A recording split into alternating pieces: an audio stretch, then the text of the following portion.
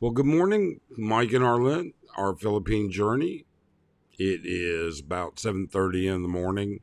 Arlen's on her way or getting ready to go to Pampang, the local large market. And I was looking at a lot of news from around the world and a lot of news from here. And I'm going to tell you something. It's time that people started to face reality. All right. It's time that YouTube channels that are focusing on certain things also put out reality. And it's time, more importantly than that, that you actually take a look at it. Now, I'll preface all of this by saying we love the Philippines. All right. And we have over 7 years, almost 8 years now, of living in the Philippines, of having a residence in the Philippines, of having property in the Philippines. We have property that we own in Angeles City, and we have property that we own in the province in Kitcheneroo, which is on the island of Mindanao. All right. We've been through the purchase processes. We've been through the legal processes. We've been through everything. We own vehicles here. We have a vehicle here in Angeles City and Nitrike, and we have a vehicle in the province and a scooter. All right. So it's not like we don't have a little bit of experience. Okay. We don't say that trying to be an ego booster or bragging. We say that to say, unlike many, we have experience here. Now, there are others that are here that have experience elsewhere in Asia, but we have experience here. So let's get down to the brass tacks here, I guess is the easiest way to say it. The reality is the Philippines is not desperately poor, nor is it desperately cheap. In fact, cost of all food items has gone up dramatically post pandemic. All right. The cost of rents and property have gone up, and they're going to continue to go up. And you're going to have to take a look at what you can get for what you want to spend. For instance, we have a friend who has a large studio apartment, and he's very happy with it. We would never be content there, but he's a single guy. All right. And quite frankly, he has no issues. We have another friend with a one-bedroom condo that he owns, and he's very, very happy there. We have friends that have condos and houses in the province just like we do. So it's not like we don't know what's going on. It all has to depend on what you like. You know, can you live in a place that has these problems or that problem or this appearance issue or that appearance issue, this neighborhood issue or that neighborhood issue? These are all things you have to decide. And I will tell you, if you would let me know in the comments, Arlen and I will expand on any one of the subjects that we're talking about. But we're going to give you just some sort of brief idea of what we think the economy here in the Philippines is going to do. And the first thing you need to recognize is I said the Philippines is not desperately poor. Now, let me see if I have this set up correctly and I did this the right way. All right. And boom. Oh, I did. These are homes that are for sale in Makati area, in the area of Makati in Bel Air Village. And there's like 4 or 5 Bel Air villages. Now that's pesos. And you're thinking, okay, pesos, blah, blah, blah. You're really not giving it a lot of thought. Well, let me tell you, there's an issue here that you should probably pay attention to. These are not small amounts. 210 million pesos. 210 million pesos. That's not a small piece of money. In fact, according to today's rate, which is 54.28 to the peso, let's just say 2 million pesos. Oh, let me flip this around here.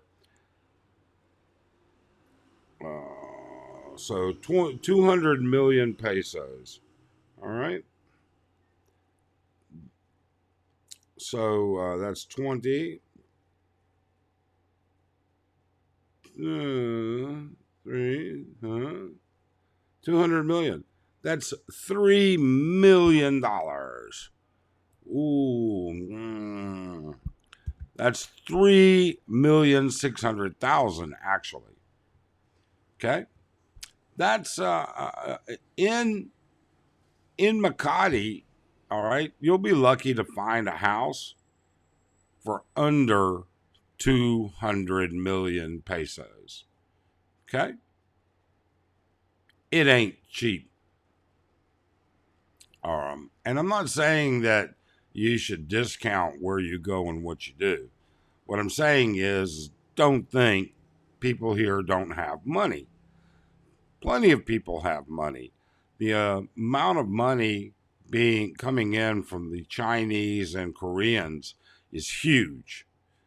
And there are a lot of rich Filipinos. They're rich because they're family. All right. They've been around for a long time. And they own businesses. So don't think for a second there's not any money here, because that's not the truth. Now, you can look and say BGC. All right. And in BGC, you can come across homes that are far more reasonable. But if you want to get into a place like, say, McKinley Hill, well, now you're talking 135 million. Okay. And, just to zip right through here, 135 million is $2,486,000. All right. Still not cheap. Now you can go to condos. All right. And they're cheaper. But we see condos that sell for anywhere between 450,000 to 600,000 to 800,000 to 1 million plus in BGC as well. So now you're thinking, okay, we're going to have to take a look at other areas. Let's move away from Manila. And quite frankly, I would say do that.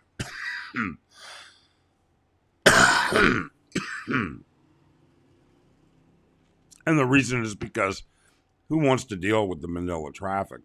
Well, there are things that you do want, all right? I mean, you can go someplace like Dumaguete, all right? Very popular. Doesn't have nearly the nightlife or nearly the recreational activities or conveniences that Angeles City has. And I'm not saying Angeles City is the place for you. You may want to look at Cebu. You may want to look at Davao. Those prices are not going down either. All right. Now, I will tell you there might be some unfortunate light at the end of the tunnel. And again, I get back to you and I say, hey, in your comments, let us know what you want for us to specifically address. That's going to help us just a little bit with respect to what it is you're most interested in. Now, the reason that I say things could change, but they're not going to change anytime soon. We have an entire global shift economically of what's happening. And you see the news about how China manipulates the value of their currency, and you see what happens with that. Well, what you don't see is the actually vast amount of dollars or whatever the currency in Korea is that's influxed. And you need to understand um, you need to understand how Korea actually works. So in Korea, they have three ways you buy or finance a home. And this worked out very well for the Koreans for a decade, maybe more. But pay attention to the third way, and that's Jansai. All right. And I'm not, if I said that incorrectly, I certainly apologize. But this is what happens where you put down a significant amount of money to buy a significant percentage of a unit, all right, or mortgage of some sort, whether it's a house or something else. And to make a long story short, and we can do a video in depth on this, you get your money back. You don't pay rent. It's just like owning. And you get your money back after a period of time. The way that the Koreans have dealt with this is because of their outstanding stock market over the past 10 years, these landlords, I guess is the best word for it, they have been able to put their money in the market, get great gains, and then return the money back to you in full, break even situation at the end of 2, 3, 4 years, whatever it is. What's happening in Korea is over the past 2 years, the economy has gone down, obviously, because of the pandemic. But more so, stocks have gone down, and blue weather stocks have gone down. Now, those stocks going down make the investment returns less and less. On top of that, there's no controlling that landlord. He can invest that money anywhere. He can't get a decent return at the bank. They're offering less and less because of inflation, market, everything that goes along with it. So these guys are making riskier investments. And what's happening in Korea now is we're seeing landlords that don't have the money to be able to return it. And that's another big problem. So the influx of Korean money coming into the Philippines may very well take a significant hit. The issue with Chinese money is a whole different story. And if you want to know more about that, we can surely do a video that represents it. Okay? But you've got to be able to tell us what it is you want. So you need to take a look at the basics. And the basics are, what do you want? Do you want to live in the province? You know, there are people that live in the province and they make videos and we watch them. And every time it rains, their entire, not just their front yard, but all of the property adjacent to them is ankle deep in water. Well, you can say, you know what? I'm just not going to go out for a day or two in the mud. Well, the problem with that is, you know something? That's how mosquitoes breed, by that moist, nasty, stale water. All right. In addition to that, what are the resources for people around them? I'm not knocking any one city. Okay. But I see YouTubers who have problems with all kinds of stuff, brownouts that are repetitive, or internet outages that are repetitive, poor wiring in the places that they're building, termites in the places that they're renting, landlords who barely are effective in fixing things. You've got to figure out what your sacrifices are going to be. Would you put all of that together and live in a place that doesn't offer the things that you've worked so hard for all your life? I don't care if you're moving here at 40 or 35. You still got work 10, 20 years that you worked, and you want to enjoy that. So, you need to take a look at what's worthwhile. How far is the best hospital or a decent hospital? How far, and how do you get to um, uh, the airport? Okay. What's transportation like? I mean, we can walk outside of our place here in Angeles City and catch a trike, a blue taxi, a grab car in 10 minutes, usually less than 3. Okay. We have restaurants all over the place, but that's what we decided. And the cost of living in Angeles has not gone down, and I don't look for it to go down anytime soon. Now, you can live in the outskirts of Angeles, and there are gems, everywhere. There are exceptions to every rule.